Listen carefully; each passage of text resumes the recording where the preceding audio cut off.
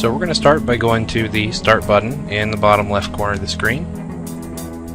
Once this opens up, go to Devices and Printers on the right side. Once the Devices and Printers window opens up, take a look here and see if the printer already shows up on your system. In this case it doesn't, so what we're going to do is go to Add a Printer at the top of the screen. Once we have this open, there's two different ways to add a networked printer.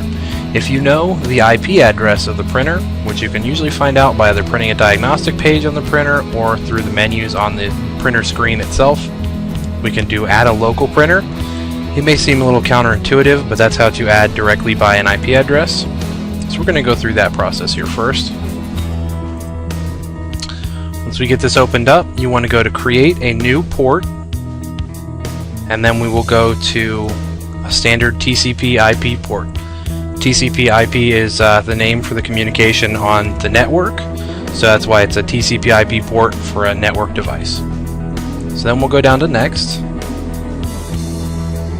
In the host name or IP address box, you can enter the IP address for the printer itself. Now the port name doesn't make any difference. You can leave that as it is, or you can name it whatever you like. Once done, we'll go to Next. Now Windows may be able to find the drivers by itself, otherwise you can select the make and model of the printer from the list here. If it doesn't show up, you may want to try using Windows Update to download more printer driver models. If you already have the drivers downloaded, you can go over here to Have Disk, and it will ask you where the disk is, or in this case we're going to actually select a folder on the computer rather than the disk itself, although if you have the drivers on a CD you may be able to select that disk depending on how the manufacturer has set that up. So I'm going to go ahead and choose Browse, and we're going to go into the Libraries, Documents, and then the Xerox folder where I have it saved. And this is the drivers for that particular printer. Now you're going to see an INF file. That's going to be the one you need. It may or may not say the .inf at the end, but you should definitely see the icon here with the little paper and a gear over it. That means it's a configuration file. So if you have that file selected, go ahead and click Open, then click OK. Now it's going to give a couple different options here, and we're going to go ahead and select the model for this printer. Now if there is already a driver installed in the computer and you've selected those drivers, it's going to give you the option to either use the driver that's currently installed or replace that with the one you've downloaded. In this case I'm going to go ahead and allow it to use the currently installed driver, and then it allows you to give the printer a name. You can name it whatever you want.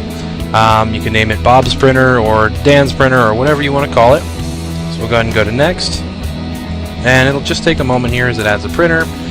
Now you have the option to share the printer on the network. In most cases you probably want to click Do Not Share since the printer already exists on the network. And then you have the option here to print a test page. I'm going to go ahead and forego that for right now. We'll just go to Finish. Okay, so now that we've got the first method out of the way, we're going to go ahead and take a look at the second method, which is if you don't necessarily know the IP address of the printer. So let's start by going to Add a Printer, and then you're going to have Add a Network, Wireless, or Bluetooth Printer. And once you click on that, it should show you a list of all the printers on the network. So let's go ahead and see if it can locate the printer that we have connected here. And there it's come up for us. Now once you have selected the printer that you want to connect to, just go ahead and hit Next.